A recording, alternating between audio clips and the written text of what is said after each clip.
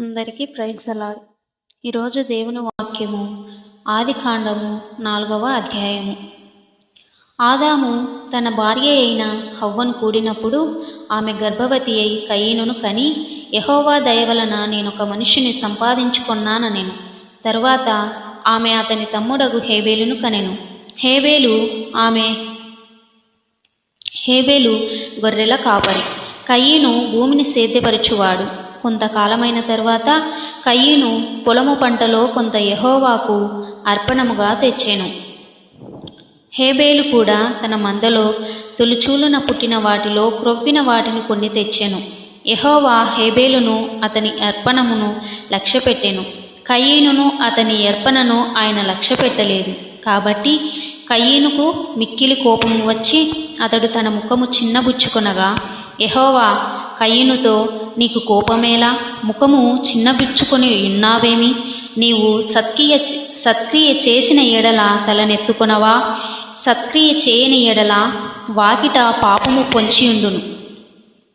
నీ ఎడల దానికి వాంఛ కలుగును, నీవు దానిని ఏలుదువనెను. కయీను తన తమ్ముడైన హేబేలుతో మాటలాడెను. వారు పొలములో ఉన్నప్పుడు కయీను తన తమ్ముడైన హేబేలు మీద పడి అతనిని చంపెను. యెహోవా, నీ తమ్ముడైన హేబేలు ఎక్కడున్నాడని కయీను నడగగా, అతడు, నేనెరుగను, నా తమ్మునికి నేను కావలివాడనా అనెను. అప్పుడాయన, నీవు చేసిన పని ఏమిటి? నీ తమ్ముని రక్తము యొక్క స్వరము నేలలో నుండి నాకు మొరపెడుచున్నది. కావున నీ తమ్ముని రక్తమును నీ చేతిలో నుండి పుచ్చుకొనుటకు నోరు తెరచిన ఈ నేల మీద ఉండకుండా నీవు శపింపబడిన వాడవు. నీవు నేలను సేద్యపరిచినప్పుడు అది తన సారమును ఇక మీదట నీకు ఇయ్యదు. నీవు భూమి మీద దిగులు పడుచు దేశ దిమ్మరువై యుందువనెను. అందుకు కయీను, నా దోషి శిక్ష నేను భరింపలేనంత గొప్పది. నేడు ఈ ప్రదేశం నుండి నన్ను వెళ్ళగొట్టితివి. నీ సన్నిధికి రాకుండా వెలివేయబడి దిగులు పడుచు భూమి మీద దేశ దిమ్మరినై యుందును. కావున నన్ను కనుగొను వాడెవడో వాడు నన్ను చంపునని యెహోవాతో అనెను.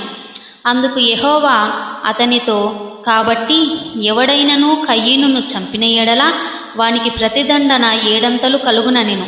మరియు ఎవడైనను కయీనును కనుగొని అతనిని చంపక యుండునట్లు యెహోవా అతనికి ఒక గురుతు వేసెను. అప్పుడు కయీను యెహోవా సన్నిధిలో నుండి బయలుదేరి వెళ్ళి ఏదేనుకు తూర్పు దిక్కున నోదు దేశములో కాపురముండెను. కయీను తన భార్యను కూడినప్పుడు ఆమె గర్భవతి అయి హానోకును కనెను.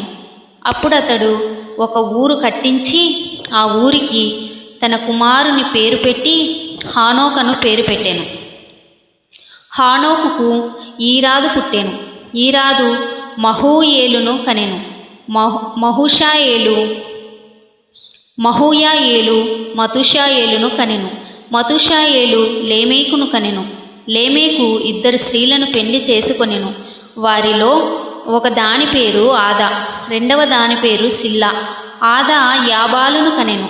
అతడు పశువులు గలవాడై గుడారములలో నివసించువారు వారికి మూలపురుషుడు. అతని సహోదరుని పేరు యాబాలు. అతడు సితారాను సావికను వాడుక చేయువారందరికీ మూలపురుషుడు. మరియు సిల్లా తూబాల్కయీనును కనెను. అతడు పదును గల రాగి పనిముట్లన్నిటినీ ఇనుప పనిముట్లన్నిటినీ చేయువాడు. తుబల్కాయీను సహోదరి పేరు నయమా. లేమేకు తన భార్యతో, ఓ ఆదా, ఓ సిల్లా, నా పలుకు వినుడి. లేమేకు భార్యలారా, నా మాట ఆలకించుడి. నన్ను గాయపరిచినందుకై ఒక మనిషిని చంపితిని. నన్ను దెబ్బ కొట్టినందుకై ఒక పడుచువాణ్ణి చంపితిని.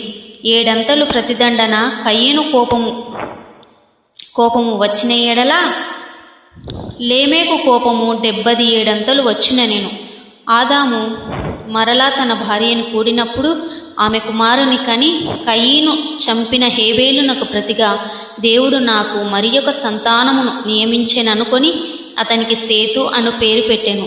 మరియు షేతునకు కూడా కుమారుడు పుట్టెను. అతనికి ఏనోషను పేరు పెట్టెను. అప్పుడు యెహోవా నామమున ప్రార్థన చేయుట ఆరంభమైనది. ఆమేన్.